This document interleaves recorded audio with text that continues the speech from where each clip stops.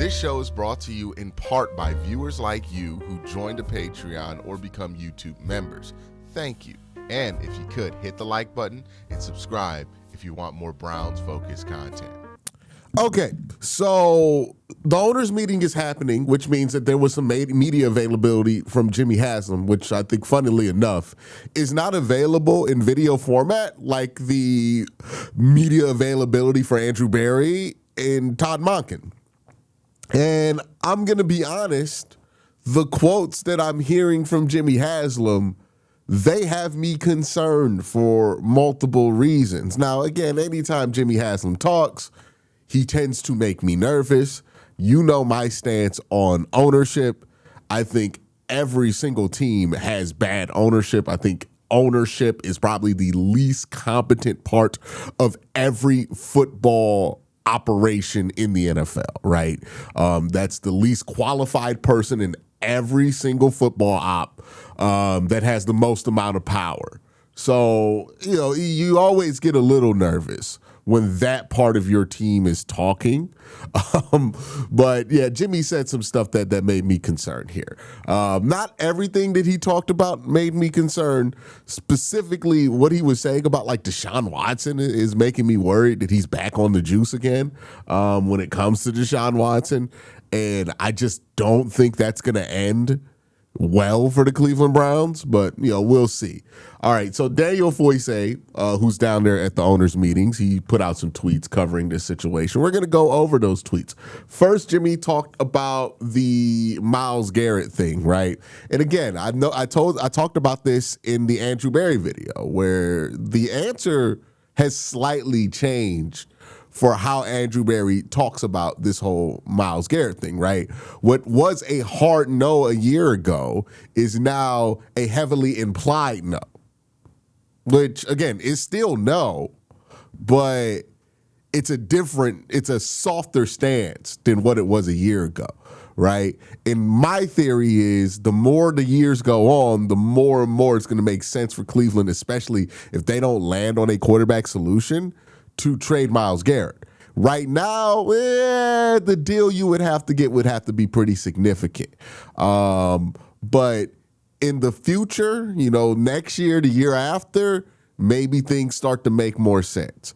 So that's something to look out for. I don't think it's going to happen soon, but the answers to the Myles stuff have changed a little bit from at least the front office perspective. Let's hear what Jimmy Haslam is saying here, right?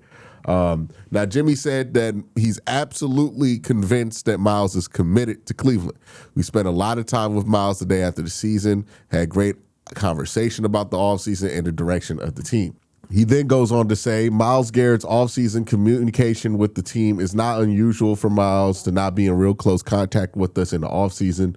So he's not the kind of guy that's there all the time that you call every week, just different styles. It's fine. This is true. Myles does go to L.A. during the offseason. He does work out with other all-pro players and usually invites other Browns players to work out with him during the offseason. And during that time, he's not really in close communication with the team. This has been the case for like the last 2 to 3 years with Myles. So that's not necessarily a surprise, right? Like the fact that the Browns haven't been able to communicate with him a ton. Some communication would probably be expected, but not a ton of communication. It is the offseason, and Myles is in his free time. So there it is. All right. So let's get to some of the stuff about Deshaun Watson, the stuff that really prompted me to make this video and kind of be a little nervous about the direction of this team. Daniel Foyce points out this. 1 year after calling the Watson trade a big swing and a miss, Browns owner Jimmy Haslam told a local group of reporters that he has a great chance in a fresh start with head coach Todd Monken. Asked if there were any regrets about last year's comments and how they came up, Haslam said things could always be articulated differently, but it's not for a lack of effort with Watson.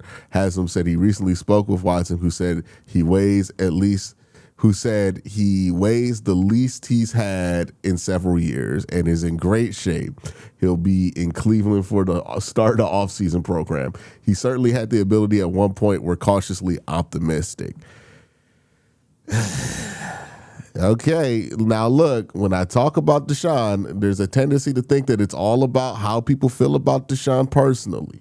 This has nothing to do with how I feel about Deshaun personally. My coverage of Deshaun has never been about how I feel about him personally. I've been pretty transparent, even when I was positive on Deshaun Watson when he came here in 2022 and 2023 about what the results could be on the field, that I was not a fan of him off the field, right? I've been pretty clear about that when I've had positive opinions of Deshaun Watson and negative opinions about Deshaun Watson.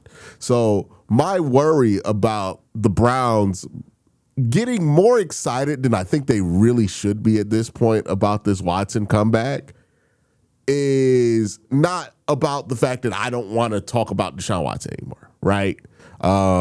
It's about the fact that I think this is a really bad idea for the Browns, like a bad idea. Deshaun Watson, who I'm happy to hear that he's working hard. I'm happy to hear that he's in great shape.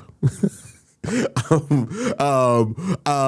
the problem with Deshaun Watson hasn't been that he's been overweight, right? Like Deshaun Watson, before he tore his Achilles twice, before he came back from a 700-day high, the problem has never been his weight. Right?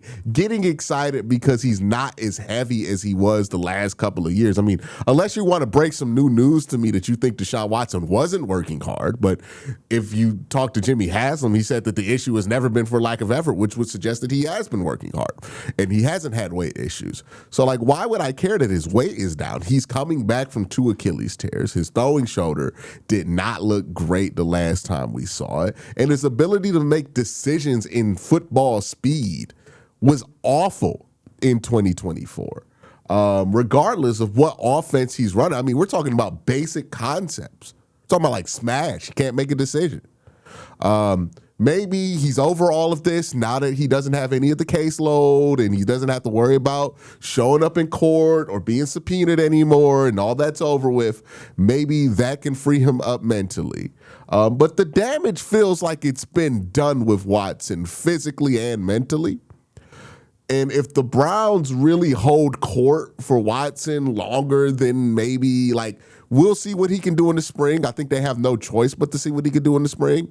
But if they hold this season up to try to, like, get something out of Watson when the contract is structured in a way to where even if you want to bring him back, you would have to release him out this contract and then sign him to a new contract, that just seems like hustling backwards for where the Browns are, especially when you consider that Watson is 30. This team is trying to get younger, right? Watson is older. He's had a lot of injuries. Why is this the direction that they want to go, right? If Watson is the direction that they want to go.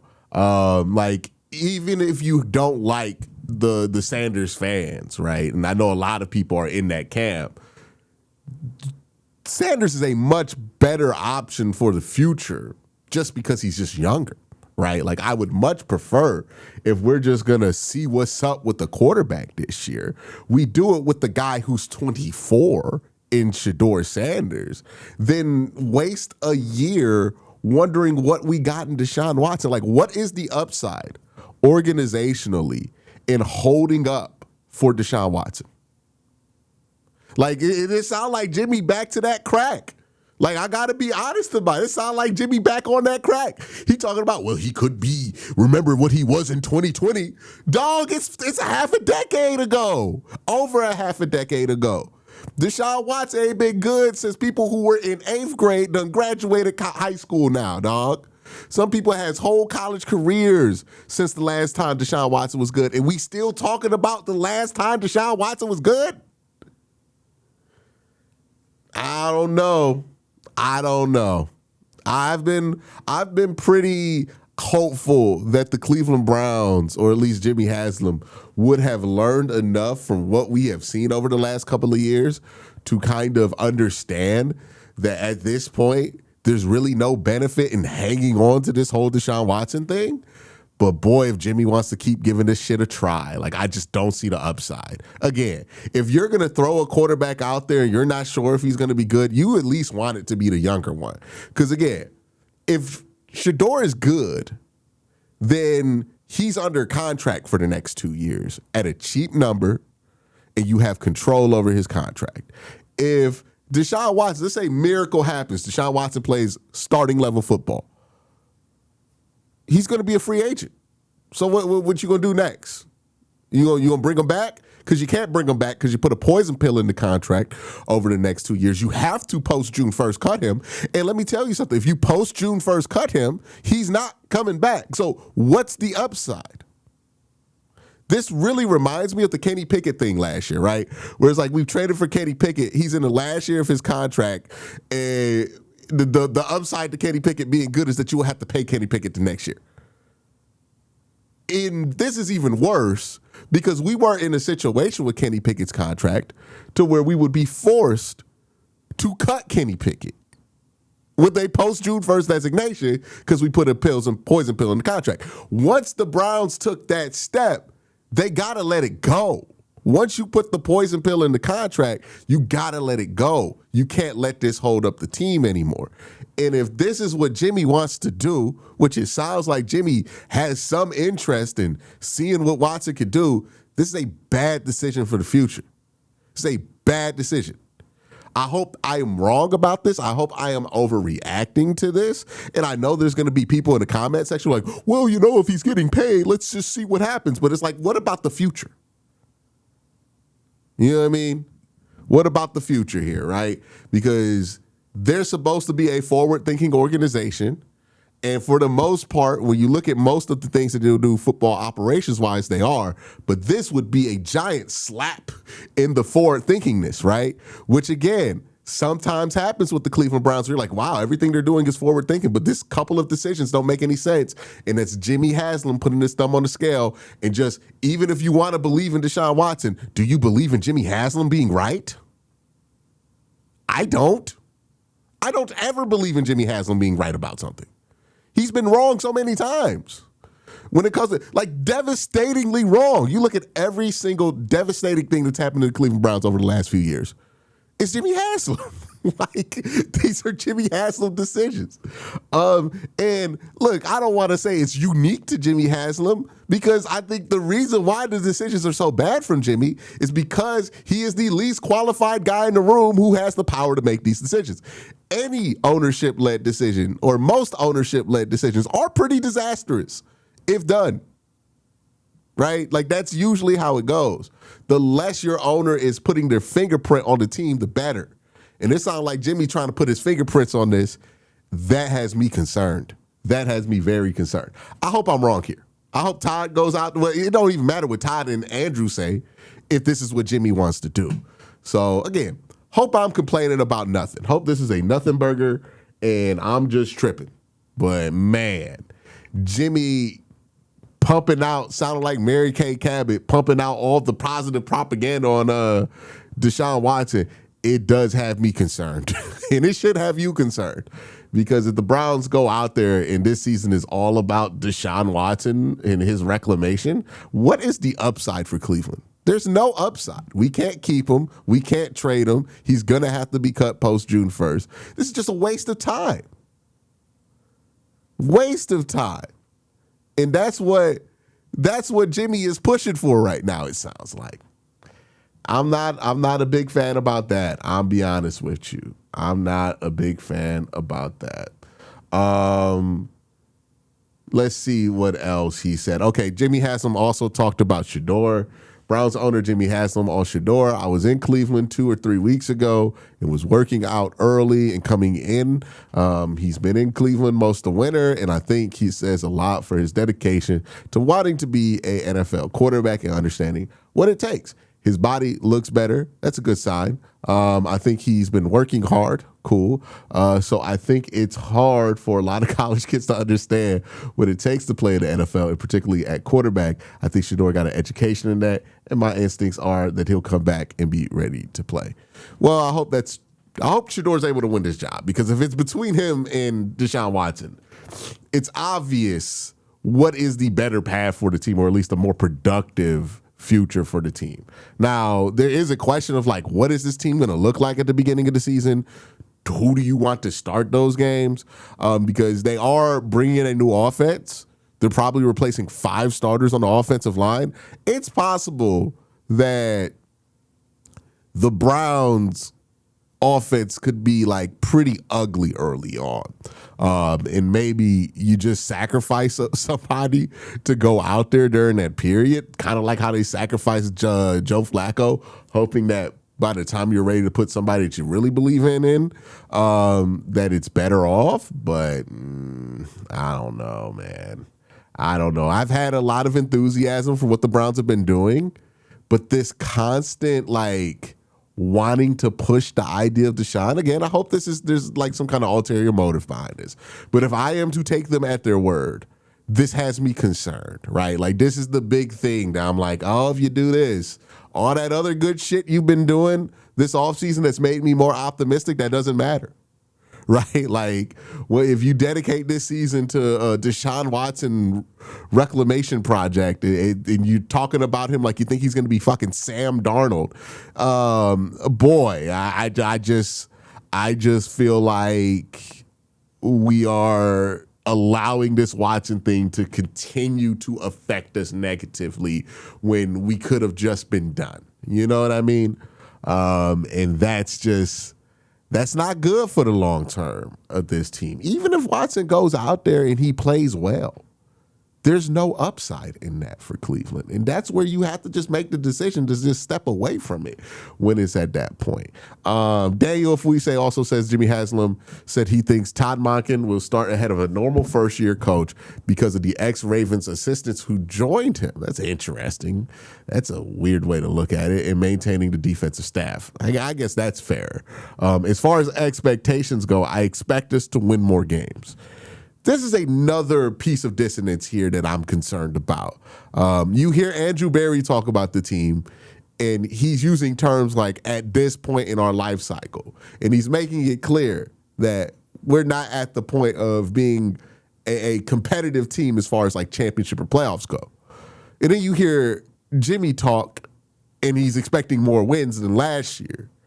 How many more wins than last year, right? Like, I feel like where Jimmy's at with what Jimmy wants from the team and where Andrew's at are not the same thing. And I talked to Daniel Fuise about this on this channel. And Daniel said the same thing. He's like, I don't think they're on the same page. And you worry about them not being on the same page about the coaching hire, not being on the same page about what the expectations are this year. And if they're not on the same page at the end of the year, then what's going to be the result? We're going to see the same kind of stuff that we've seen with Cleveland for the last 20 years, and we're not going to be able to develop players. Look, Jimmy Haslam makes everybody nervous. There are good things about Jimmy Haslam. He does spend money. He does want to win. He is willing to make an aggressive move to win. I think those are legitimately positive things about Jimmy. I don't think Jimmy's the worst owner you can have, right? You can have somebody who meddles as much as Jimmy and ain't got no money, right? Like, that's what Mike Brown is. Like, the problem with the Bengals isn't that they can't compete. It's that Mike Brown purposely nerfs the Bengals. That would be the worst case scenario. Jimmy's not the worst case scenario, but he certainly comes with his obstacles. And I feel like he's ratcheting up the intensity of the obstacles that he naturally brings. And we know when Jimmy goes full Jimmy mode, it's a problem because that's when you start drafting Johnny Manziel, just doing wacky shit. So we'll see. I'm a bit nervous about what I've heard from Jimmy. Sometimes Jimmy talks and it's not anything to take seriously. I think the stuff that he was saying here is interestingly enough something that we should pay attention to and think about over the course of the year, because it's possible that these quotes right now, which aren't that loud, become a lot louder at the end of the season. Because there's just some stuff here where I'm like, I don't know if Andrew and them are on the same page anymore. The answer is changing on Myles Garrett as far as what they're saying. Slightly, but it is changing, right? He is very optimistic about Deshaun Watson in a way that makes me concerned about what he's going to want the team to do. All of these things we'll see. They're nuggets right now. They're seeds right now. We'll see if they grow. But pay attention to those seeds. That's my thoughts. Let me know your thoughts in the comment section down below. Y'all have a great day. Have an even better night. Peace.